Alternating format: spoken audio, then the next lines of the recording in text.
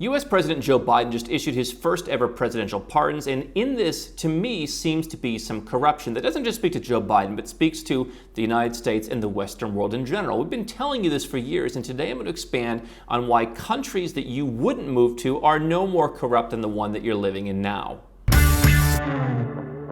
Joe Biden recently issued his first presidential pardons, and exactly 1/3 of those, precisely 1 in 3, was to a former government employee who had been convicted of bribery.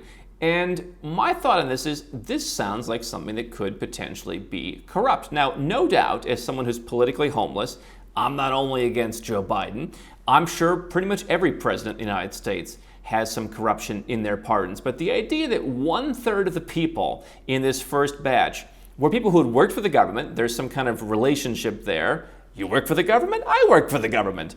That sounds to me like something that is of concern. And it got me looking into something that I've been thinking about for a long time, which is the idea of corruption in Western countries, places where you think it doesn't exist, and in doing so, then say, well, I don't want to move to other countries. I don't want to go around and treat it best because they're more corrupt, when that's often not the case. Now, if it's your first time here, my name's Andrew Henderson. I'm the founder of Nomad Capitalist. We're a boutique consultancy that helps 7- and 8-figure entrepreneurs and investors legally reduce their taxes, protect their assets, and increase their options overseas. I'm also the host of the biggest and best offshore conference called Nomad Capitalist Live. And I've been reading over the years things like the United States' resistance to corruption has declined in recent years as their rankings drop from 18th in one study in 2016 to 27th out of 180. This was the Transparency International Corruption's Perception Index in 2021. That same organization said the U.S. was experiencing threats to its system of checks and balances, along with an erosion of ethical norms at the highest levels of power. Now, no doubt some of this stuff is in response to Donald Trump. Again, I'm politically homeless. I'm not in the tank for Trump. I'm not against Trump. You can also argue that maybe there were previous administrations that they were more in favor with, where there was more corruption or just as much corruption that went kind of unreviewed. But the bottom line is, you have Western countries like the United States that are dropping the rankings in terms of their corruption. 27th out of 180 is not put at levels of North Korea. In fact, there was a study put out that showed exactly where the countries were. The most recent one, the U.S., was 25th. It went down to 179. So 25th out of 179 isn't exactly terrible.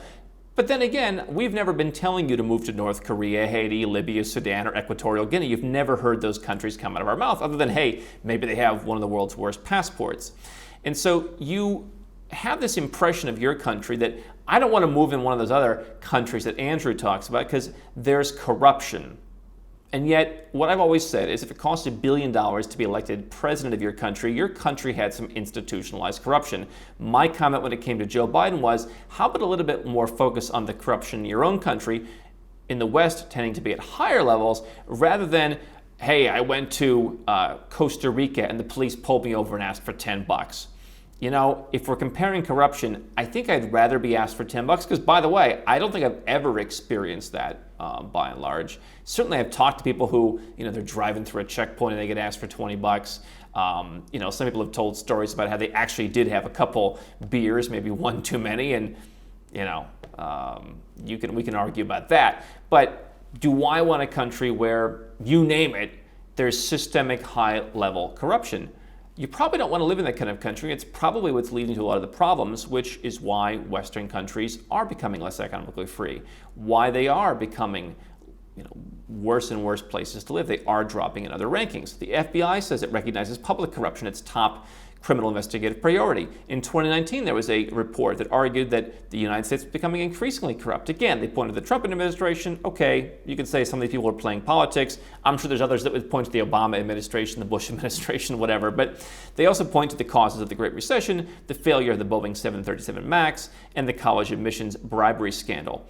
And we've seen over the years, where I'm originally from in Cleveland, Ohio, big public corruption was exposed about 10 years ago. Everybody knew there was corruption there. Everybody knows there's corruption in a lot of places in the U.S. And by the way, I'm not here to bag on particularly the United States. This could apply to places elsewhere in the Western world as well. And so as I look at all these kind of examples, one thing that we talk about here is the Foreign Account Tax Compliance Act, FATCA, which is basically where the United States forces foreign financial institutions, whether it's a Swiss bank or a Singaporean bank or a brokerage account somewhere else, or now they're even trying to make it apply to crypto, they make them report back on all their different U.S. person account holders under severe penalties if they don't do so. And yet, what does the U.S. do? They're one of the highest ranking countries in what's called the Financial Secrecy Index, behind only the Cayman Islands. Why? Because they don't reciprocate. If it's just not the same level of reciprocation. Total offshore wealth in the U.S., $800 billion. Now, maybe that's corrupt, maybe it's not. It's certainly hypocrisy. Do I want to live in a place that's hypocritical? I guess every government's hypocritical, but do I want to pay top taxes and have declining freedoms and have my country's rankings in practically every metric from education to transparency to quality of life be declining at a high cost in the taxation front with a high cost of living in exchange to then live in a hypocritical country where my president, Obama, stood up? President Obama stood up and said, oh, the Cayman Islands, big tax scam. You're number 2, buddy. You are number 2 on the list in the Financial Secrecy Index. And, people complain about some of the countries that we talk about. The U.S. is literally number 2 in financial secrecy. They're allowing it, meanwhile going around and telling everybody else they can't have it. And there have been some insinuations, and that in being a tax haven, there is some certain corruption that's going on. Now, that may not matter to you, but here's what does. When you look at the United States, the most recent studies that show that they are 25th least corrupt. They're number 25 in the rankings. Who's number 1? New Zealand and Denmark. Number 3, Switzerland, Sweden, and Singapore, and Finland are all tied. Then Norway, the Netherlands, Luxembourg, and Germany. That's your top 10. Now, in there, you certainly have some high-tax countries. Germany has, for at least the next little while, an exemption on certain crypto capital gains. You have Singapore can be relatively tax-friendly. New Zealand has some tax incentives for certain kinds of people. These are by and large not low tax countries. Switzerland, of course, if you're wealthy, has tax advantages for foreigners. These are not really tax havens per se. People might say, okay, Switzerland has banking, they have a tax incentive, but these are not places where you're going to pay absolutely zero and jump through zero hoops. These are well-regarded countries. And so I ask myself, if I live in number 25 ranked United States, where my taxes are just as high as many of these countries and higher than others like a Singapore or potentially a Switzerland, if I could live in Singapore or Switzerland, have the same quality of life, have much more transparent government. Have you ever been to Singapore? Like, the post office is a dream. I mean, just getting things shipped to you either within Singapore or from Singapore. When I was in the United States, I would get stuff from Singapore. It would often get to me faster than stuff shipped from the United States. They run that thing so beautifully. Everything there is run so beautifully. New Zealand, I would argue there is some kind of corruption. There's some weird stuff going on down there. But I mean, these countries, for whatever we want to make fun of them as being super high tax, by the way, Denmark, Switzerland, Singapore all rank more highly than the United States for economic freedom as well. Many of these countries rank higher. New Zealand does as well. So for as much as we make fun of some of these countries, they're giving you exactly what they promise. They're giving you transparency. They're giving you better rankings in terms of where to do business. They're giving you all the things where they say, hey, taxes are the price of civilization. Now, again, you go to Switzerland, you go to New Zealand, you go to Singapore, you may be able to pay a relatively low rate of tax. You may be able, in some situations, to pay pretty close to zero, depending on how you make your money, depending on your situation. But you're going to pay something, and you're aware of that going into these places.